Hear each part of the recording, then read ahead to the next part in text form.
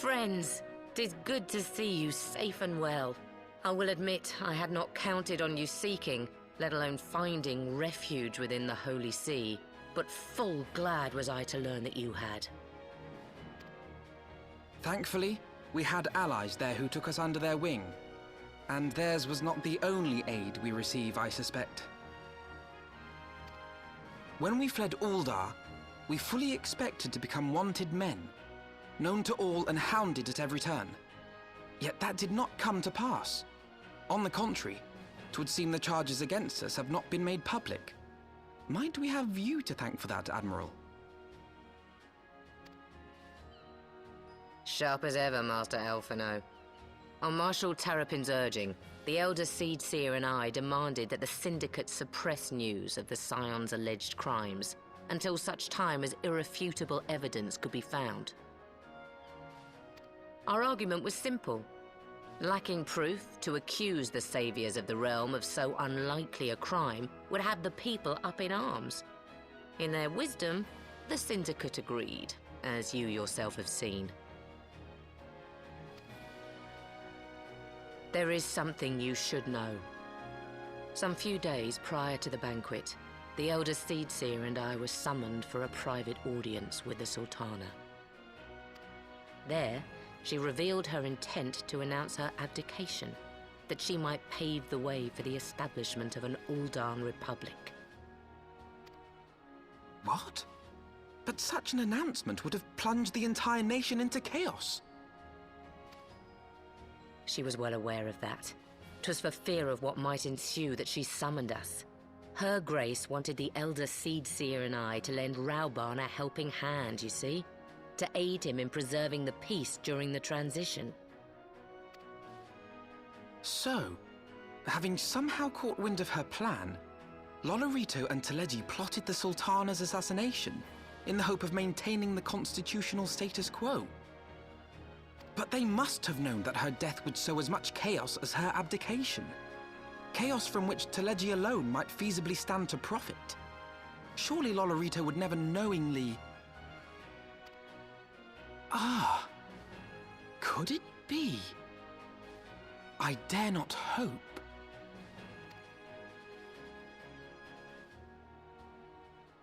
The Uldan authorities have yet to announce the Sultana's passing.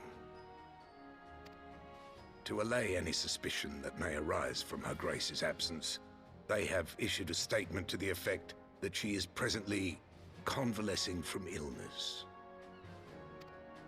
Mayhap they're waiting for a fitting moment to break the news, or mayhap they know of some other reason to delay. Something else has been bothering me, Admiral. I was dismayed to learn that General Raoban is to be executed. Yet upon hearing the news, I could not help but wonder why he had been kept alive for so long.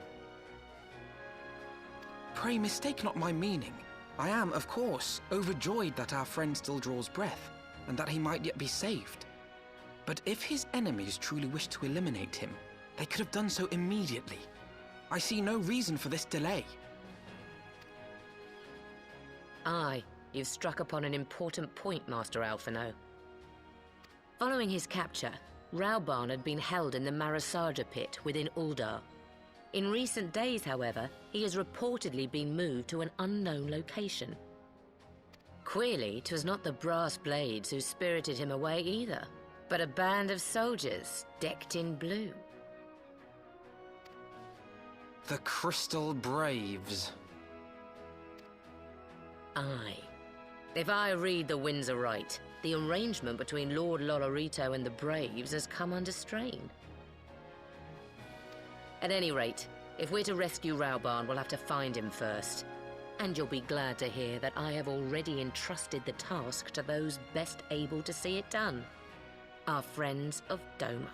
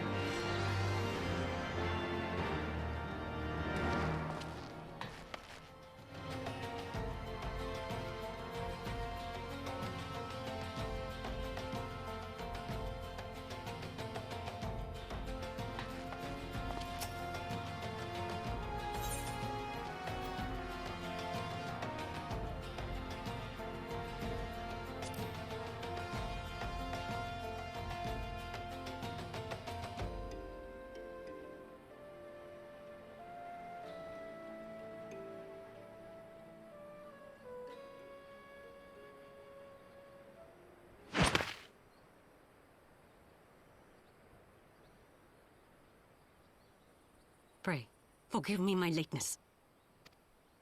Lady Ugiri! Master Alphinaud, I am pleased to see that the light of resolve shines in your eyes once more. Ah, yes. How pathetic I must have seemed to you when we last met. I am ashamed to recall it. For a time I was well and truly lost. But with the aid of my comrades, I have since refound my purpose, and I shall take care not to misplace it again.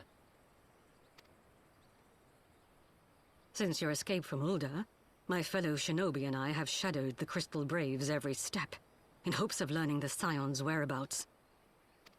Regrettably, our investigation has yet to yield any useful information. Pray, forgive us. You need not apologize, my lady. We are grateful for all that you have done on our behalf. Besides, Raubarn is no less a friend, and we cannot well abandon him to his fate. Hozan, the three of us shall attend to the Flame General's rescue.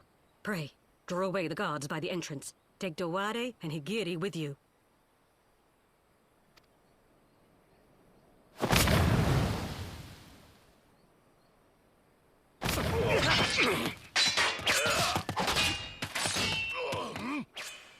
With me!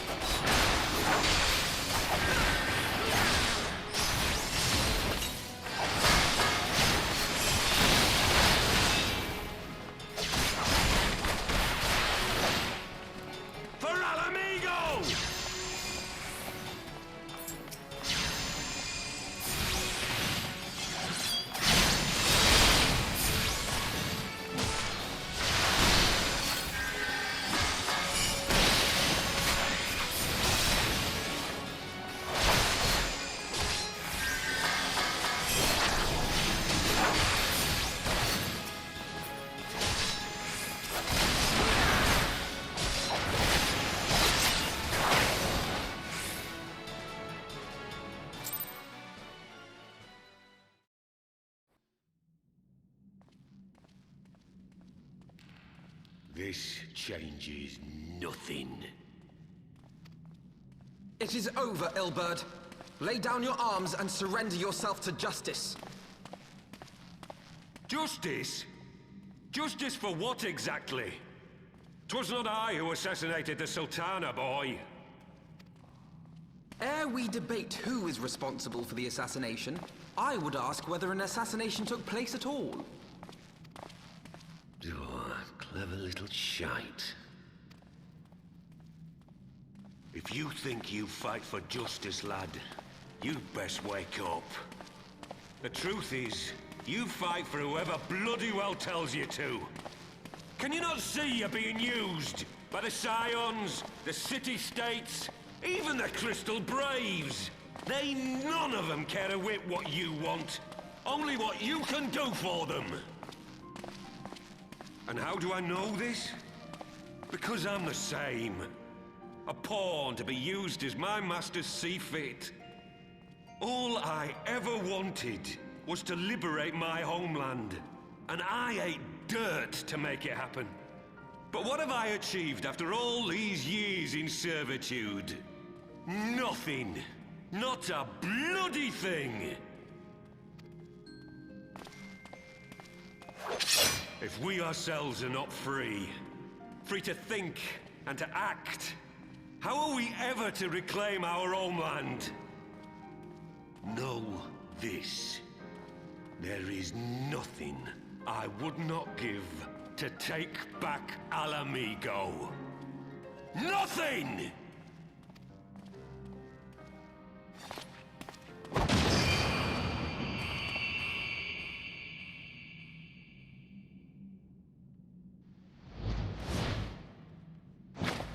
You'll not get away!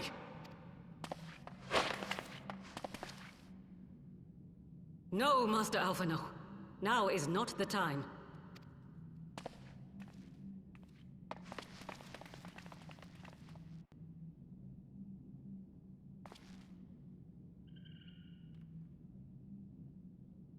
I'm but a cripple and a fool.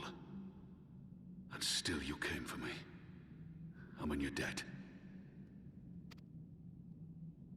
We are all of us fools of fate, General. But even fools have a part to play.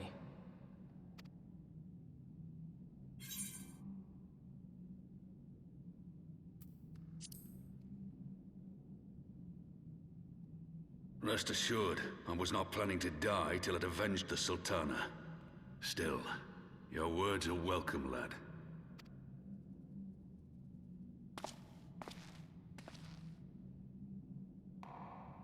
Know this, Ilberd. There is nothing I would not give to see you pay for what you've done. My wealth, my arm, my life. Nothing. General, are you aware that Lord Lolorito has yet to announce the Sultana's death to the public? What? No. No, I was not aware of that, nor of anything else outside my cell. 'Tis passing strange, though. I assumed the bastard would make it known at the first opportunity, and set about tearing down the Sultanate. As did we all. And it is indeed strange that he did not. Strange, or perhaps revealing. Now, I have no conclusive proof, nor do I wish to give you false hope, but I have reason to believe that Her Grace may yet live. What? But how can that be? Forgive me, friends, but it is not safe here. Let us continue this conversation without.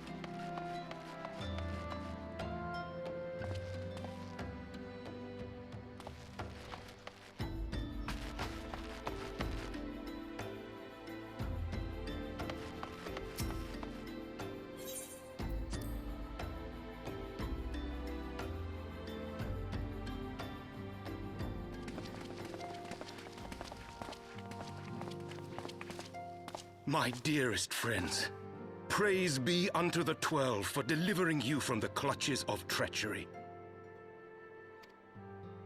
Father! Pippin, my son, and Master Papashan besides. Forgive me, Father.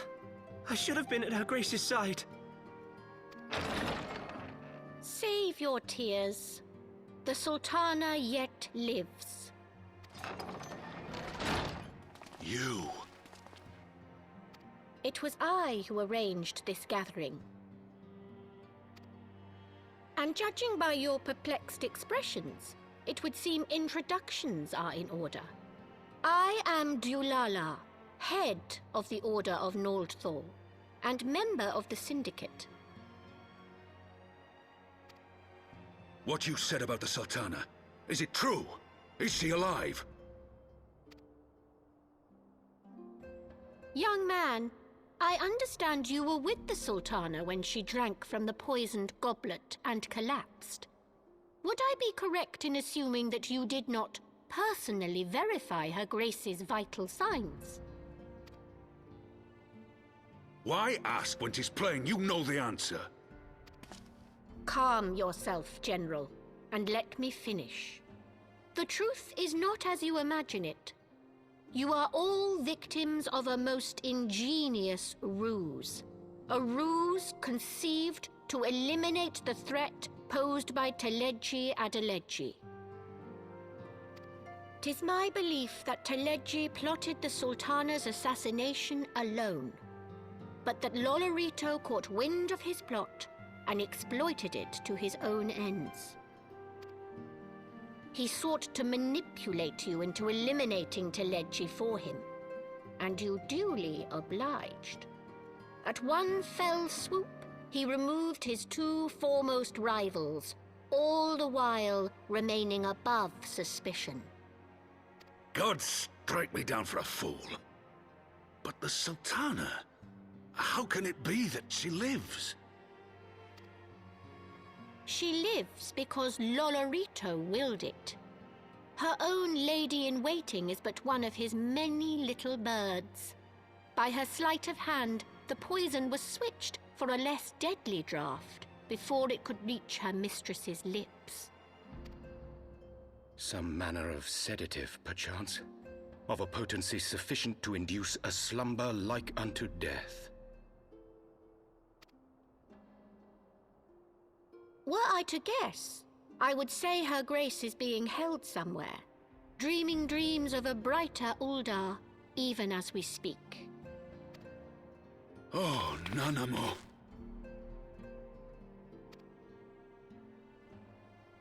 I will never forgive Lolorito for his part in this. Though Lolorito's hands are far from clean, they did pluck Her Grace from the jaws of death. That must count for something.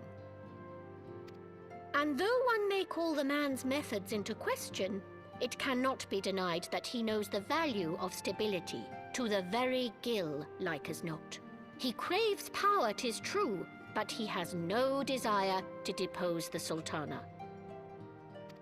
I had never taken sides in your feud with the monetarists, but it was not for want of concern for our nation's welfare. Indeed, 'twas out of the desire to see order restored that I furnished your Far Eastern friends with information and arranged this gathering.